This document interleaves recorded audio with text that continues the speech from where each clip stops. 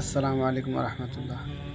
আমাদের সবার প্রাণপ্রিয় সংগঠন মানব কল্যাণ যুব চ্যারিটেবল ফাউন্ডেশন থেকে আবার একটি আবেদন পূরণ করা হলো। আবেদনটি এসেছিল সাগরদিঘি থানার কাবিলপুর অঞ্চলের মুত্রপুর গ্রাম থেকে। আবেদনটি এসেছে এমন এক ফ্যামিলি থেকে যেটা একদম লজ্জাজনক এবং এটা অনেক দুঃখজনক। চলুন বুঝিয়ে বলি।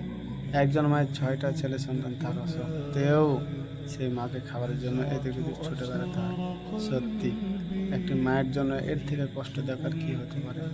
যে মা সেই ছেলেদের ছোট থেকে বড় করতে কত কষ্ট সহ্য করেছেন, আর আজ 6টা ভাই মিলে একটা মাকে দেখতে পারেন। ভাবতেই জানি কেমন গায়ের লোম দাঁড়িয়ে যাচ্ছে। এবার ভাবুন, আপনার জন্য কত কষ্ট করেছেন, আজ আপনি তাকে তার কষ্টের এই প্রতিদিন দিচ্ছেন। বাহ, চমৎকার! আল্লাহ তাআলা যে মানুষটার পায়ের নিচে জান্নাতকে রেখেছেন, আজ সেই মানুষটা এক মুঠো খাবারের জন্য এদিক ওদিক ছুটে বেড়ায়। যে কিনা নিজে খেয়েছে কি খাননি, আপনাদের ঠিকই খাইয়েছেন।